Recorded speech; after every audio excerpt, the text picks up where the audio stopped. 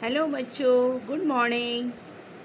आज मैं आपको आपकी गद्य की विधाओं के बारे में बताऊंगी। आपकी जो पुस्तक है गोधुली, उसमें गद्य में निकालिए सूची। ये सूची देखिए और सूची के पास देखिए लिखा हुआ है कहानी का प्लाट।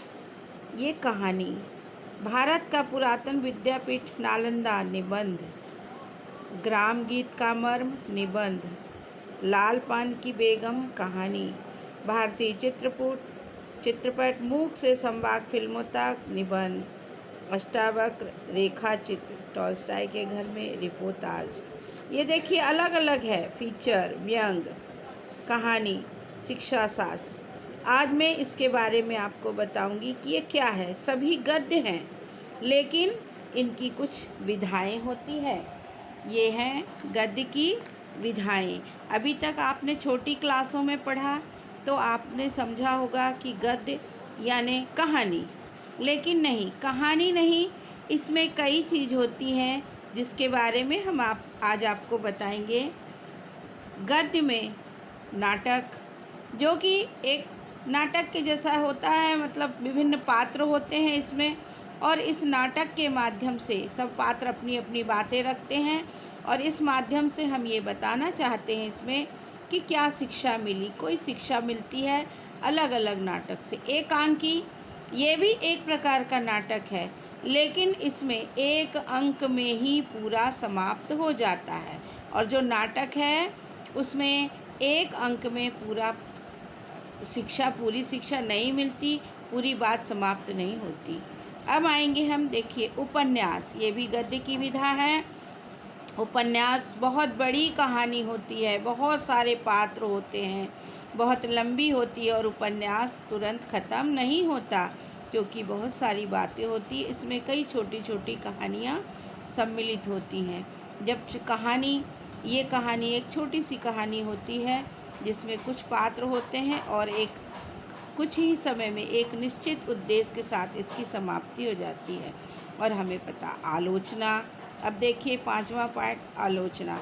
आलोचना में ये किसी भी व्यक्ति के ऊपर नहीं होती आलोचना, समसामयिक घटना के ऊपर हम आलोचना या टिप्पणी करके लिखते हैं। जैसे हमारे समाज में कोई भी प्रकार की बुराई होती है और उस सामाजिक बुराई का हम आलोचना करके लिखते हैं।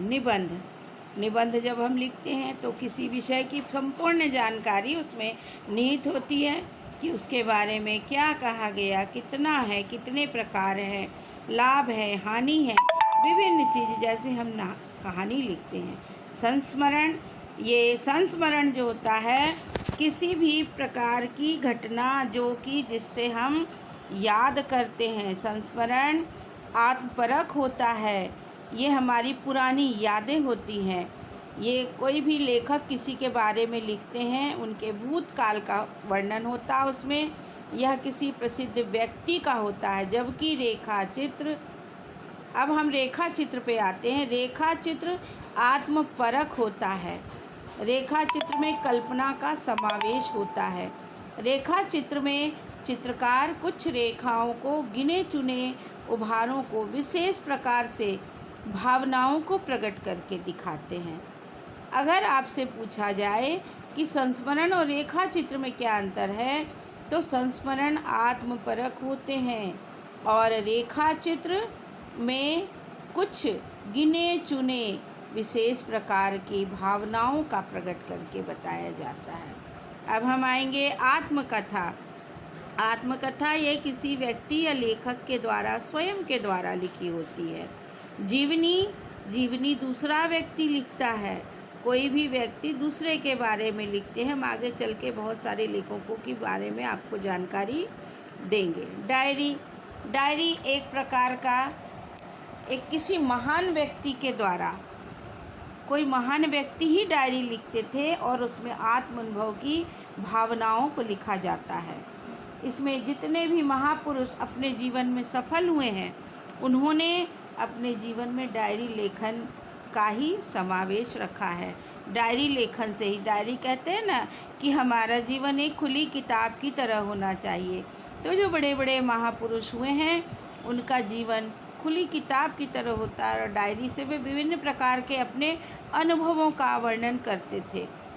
यात्रा वृतांत, ये यात्रा वृतांत में लेखक किसी यात्रा पे गए और उन्होंने, जैसे यात्रा वृतांत आपका टॉल्स्टॉय के घर में है, ये यात्रा वृतांत है। यात्रा, वो अपने किसी यात्रा का वर्णन, सुखद वर्णन करते हैं जिससे उनको कुछ अनुभव की प्राप्ति हो। रिपोर्टाज, किसी भी विषय का रिपोर्ट प्रस्तुत करना। रिपोर्टाज का अर्थ होता है किसी भी विषय का रिपोर्ट प्रस्तुत करना। रिपोर्टाज फ्रांसीसी शब्द है। इसमें किसी घटना का यथा तथ्य वर्णन होता है। सामान्य रूप से रिपोर्ट समाचार पत्र के लिए लिखी जाती है। ये आपके विषय में रिपोर्टाज टॉल्स्टॉय के घर में। अब लघु कथा, लघु कथा एक छोटी सी घटना होती है, कहानी होती है, जिसमें कि हम कुछ भी उद्देश्य, निश्चित उद्देश्य की प्राप्ति करते हैं। कोई बढ़िया आपको सीख मिली है, नीति शिक्षा, कोई ज्ञान मिला, वो हम लघु कथा के माध्यम से बताते हैं। प्रहसन, प्रहसन या कॉमेडी, एक कॉमेडी के माध्यम से भी कभी कभी हम कुछ ज्ञान अर्जित कर सकते हैं। विज्ञान कथा, कोई अलौकिक घटना घटी। विज्ञान का मतलब ही है नए नए चमत्कार, आविष्कार, और आविष्कार के माध्यम से हम विज्ञान की कुछ अलौकिक बातें बताते हैं। वो किसी कथा के माध्यम से बताते हैं तो आकर्षक लगती है विज्ञान कथा। व्यंग, कभी कभी व्यंग के माध्यम से भी हम समाज में होने वाली किसी बुराइयों का आलेख प्रस्तुत करते हैं।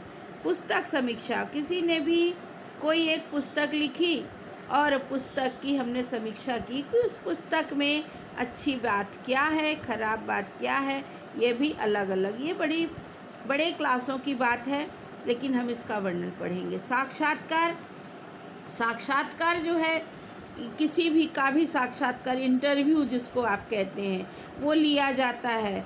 बिरजू महाराज का साक्षात्कार हम लोग आगे पढ़ेंगे, क्लास 10th में है। बिरजू महाराज का साक्षात्कार लेके उनके जीवन के विभिन्न आयामों के बारे में हम विस्तृत से उसमें जानकारी प्राप्त करते हैं, उससे हम नीति शिक्षा भी प्राप्त करते हैं। इस प्रकार हम ये विभिन्न प्रकार से अपनी विधाओं के बारे में जानते हैं और ये विधाएं आपकी हैं, आप अपने लेख में देखिए। इसके बाद की वीडियो हम बाद में प्रस्तुत करेंगे और फिर आपको अलग अलग पाठों का वर्णन समझाएंगे। धन्यवाद बच्चों।